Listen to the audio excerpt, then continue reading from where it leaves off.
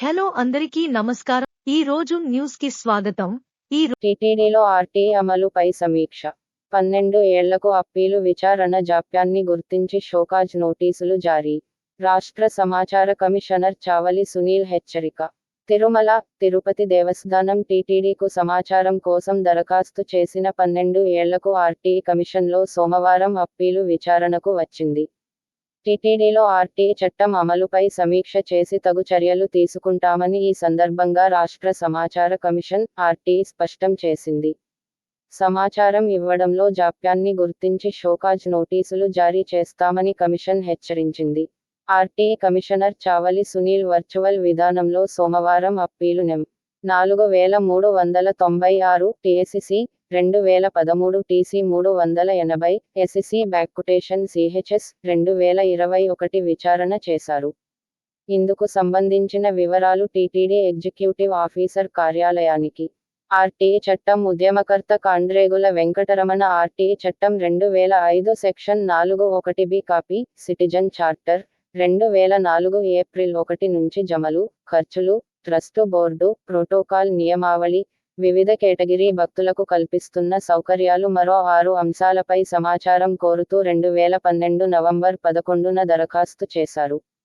అయితే అధికారులు RTI section 6(1)(19)(1) దరఖాస్తులకు స్పందించలేదు. దీంతో రాష్ట్ర సమాచార కమిషన్ను కాండ్రేగుల వెంకటరమణ ఆశ్రయించారు.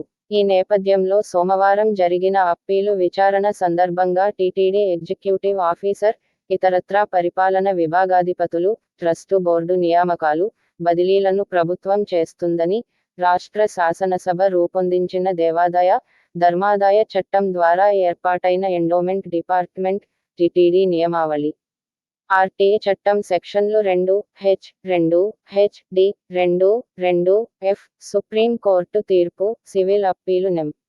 10044/2010 తేదీ 13/11/2019 లను అనుసరించి టీటీడీ పూర్తిగా పబ్లిక్ అథారిటీ నిర్వచనం కిందకు వస్తుందని, కాబట్టి కోరిన సమాచారాన్ని ఇప్పించాలని దరఖాస్తుదారు కాండ్రేగుల వెంకటరమణ వాదనలు వినిపించారు. అనంతరం సమాచార కమిషనర్ చావలి సునీల్ మాట్లాడుతూ టీటీడీలో ఆర్టీఐ అమలుపై సమీక్షించి తీర్పు ప్రకటిస్తామని, ఆర్టీఐ పరిధిలో ఉన్న సమాచారాన్ని దరఖాస్తుదారునికి తక్షణం అందజేయాలని, అంతవరకు అప్పీలును ముగించేది లేదని, జాప్యాన్ని గుర్తించి అధికారులకు షోకాజ్ నోటీసులు జారీ చేస్తామని హెచ్చరించారు. విచారణలో టీటీడీ అధికారులు, అప్పీలుదారు కాండ్రేగుల వెంకటరమణ పాల్గొన్నారు. వృద్ధాప్య వైద్య శిబిరం. కాగజ్ నగర్ పట్టణంలోని Taj Nagar colony ward number 26లో గురువారం ఆయుష్ శాఖ తెలంగాణ ప్రభుత్వం ఆధ్వర్యంలో ఆయుష్ వైద్య శిబిరం కార్యక్రమం నిర్వహించారు. ఆయుష్మాన్ ఆరోగ్య మందిర్, ఆయుష్ లో సాధారణ ఆరోగ్య తనిఖీ, రక్తపోటు, మధుమేహం, మోకాళ్ల నొప్పులు మొదలగు సమస్యలు మరియు జబ్బులకు ప్రత్యేకంగా చికిత్స పూర్తిగా ఉచితంగా అందజేశారు. ఈ కార్యక్రమంలో doctor Tasmiya, Firdous, pharmacist Hemajirao, SWO Suresh, Manju పాల్గొన్నారు.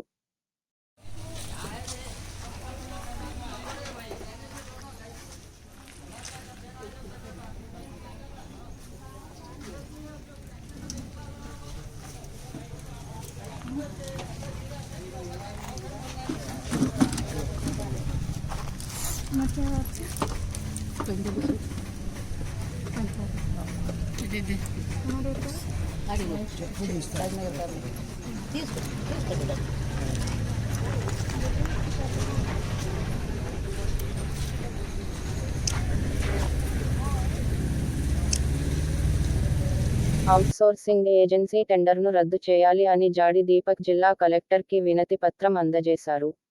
ఈ సందర్భముగా కలెక్టర్ గారి దృష్టికి కొన్ని విషయాలను తీసుకెళ్లారు. ఇటీవల కాలంలో అవుట్సోర్సింగ్ ఏజెన్సీ టెండర్ ప్రక్రియ పూర్తిగా రహస్యంగా జరుగుతుంది. నామమాత్రంగానే అసలు ప్రచురణలో లేని దినపత్రికలో ప్రకటన చేసి అనేక నిబంధనలు పెట్టి మళ్లీ పాత వారికే ఏజెన్సీ అప్పజెప్పే ప్రయత్నం చేస్తున్నారు అధికారులు. చాలా సంవత్సరాలుగా అవుట్సోర్సింగ్ ఏజెన్సీలో అవినీతి జరుగుతున్నది. అవుట్సోర్సింగ్ ఏజెన్సీ వారు నిరుద్యోగుల దగ్గర నుండి ఒక్కో ఉద్యోగానికి 1,00,000 నుండి 2 లక్షలు వసూలు చేస్తున్నారని ప్రముఖ దినపత్రికల్లో కథనాలు కూడా వచ్చాయి. ఎన్నోసార్లు దినపత్రికలలో అవినీతి జరుగుతుందంటూ కథనాలు వచ్చిన అధికారులు పట్టించుకోలేదు. అవుట్సోర్సింగ్ ఏజెన్సీలకు ఉన్నత అధికారికి ఆర్థిక లావాదేవీలు ఉన్నందువల్లే వారిపై ఎలాంటి చర్యలు కూడా తీసుకోలేదు.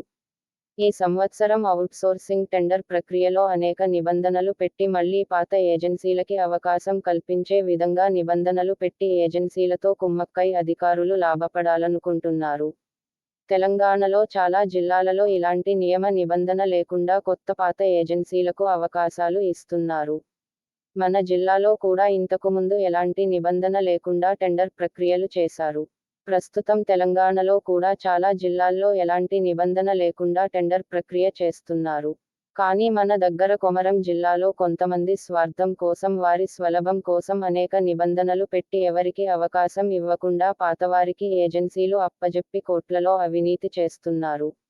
దీనిపై పూర్తి విచారణ చేసి ఇంత గోప్యంగా ఏజెన్సీ టెండర్ నిర్వహించడానికి గల కారణం విచారణ జరిపి ప్రస్తుతం టెండర్ విధానాన్ని రద్దు చేసి పాత ఏజెన్సీలకు కొత్తవి ఏజెన్సీలకు అందరికీ అవకాశాలు కల్పించేలా కొత్త టెండర్ వేయాలని కలెక్టర్ గారికి వినతి పత్రం ఇవ్వడం జరిగింది. దీనికి కలెక్టర్ గారు సానుకూలంగా స్పందించారు. ఈ రోజు వార్తలు ఇంతటితో సమాప్తం.